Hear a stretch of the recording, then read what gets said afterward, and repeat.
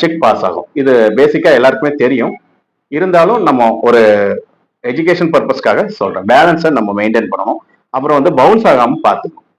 இப்போ நம்ம பேலன்ஸ் வச்சிருக்கோம். ஏதோ ஒரு செக் நம்ம ஒருத்தருக்கு ஒரு டேட்ல நம்ம கொடுத்து வச்சிருப்போம்.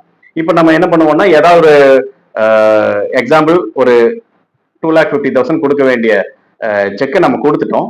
ஆனா பேலன்ஸ் வந்து 3 லட்ச ரூபாய் வச்சிருக்கோம்.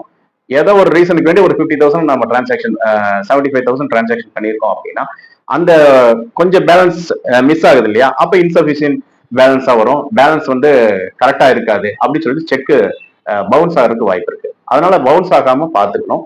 அதே மாதிரி அக்கௌண்ட் க்ளோஸ் பண்ணிட்டு செக் கொடுத்துருவாங்க. அப்ப இதுவும் தப்பான ஒண்ணுதான். புரிஞ்சுதுங்களா? அப்போ அந்த 2 பாயிண்ட ரொம்ப மனசுல வச்சுக்கணும்.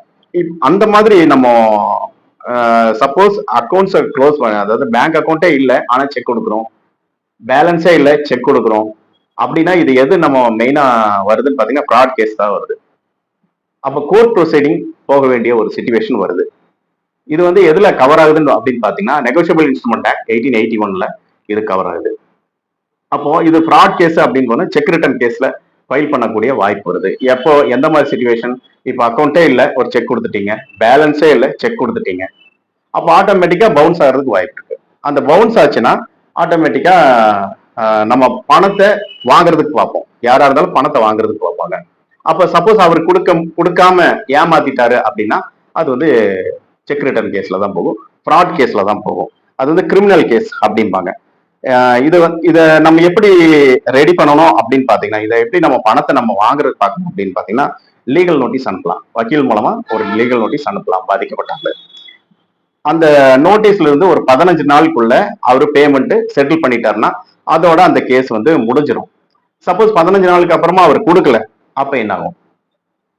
அப்ப நம்ம ஃபைல் பண்ண கிரிமினல் கேஸ் ஃபைல் பண்ண வேண்டிய ஒரு சிச்சுவேஷன் வருது. அந்த மாதிரி கிரிமினல் கேஸ் ஃபைல் பண்ணும்போது கோர்ட் வந்து என்ன பண்ணுவோம் அப்படின்னு பாத்தீங்கன்னா சம்மன் அனுப்பும். இது வந்து கிரிமினல் கேஸா இருக்கு அப்படின்னு சொல்லிட்டு சம்மன் அனுப்பும். கிரிமினல் கேஸ்க்கு ட்ரையல் நடக்கும். அப்ப ட்ரையல் நடக்கும்போது ஆட்டோமேட்டிக்கா அவரு பேமெண்ட் கொடுக்கணும். அல்லது கொடுக்க முடியல அப்படின்னா அவரு குற்றவாளின்னு சொல்லி கன்ஃபார்ம் பண்ணிடுவாங்க. கில்ட்டி பர்சன், அக்யூஸ்ட், அவர் வந்து அக்யூஸ்ட் கன்ஃபார்ம் பண்ணிடுவாங்க, குற்றவாளி தான். அப்படின்னா அவருக்கு எவ்வளவு அந்த அமௌண்ட் கொடுக்க முடியல அல்லது கொடுக்கல அப்படின்னா அவருக்கு எவ்வளவு வருஷம் ஜெயில் தண்டனை பார்த்தீங்கன்னா மினிமம் 2 இயர்ஸ்னாது அவர் வரும். இல்ல ஜெயில் தண்டனை இல்லை அப்படின்னா அவர் பேமெண்ட்டை வந்து செட்டில் பண்ணணும். அப்போ பேமெண்ட் செட்டில் பண்ணும்போது எவ்வளவு செக் அமௌண்ட் இருக்கோ டபுள் தி அமௌண்ட் அவர் பேமெண்ட் பண்ணணும். இதுதான் மெயின் கான்செப்ட்.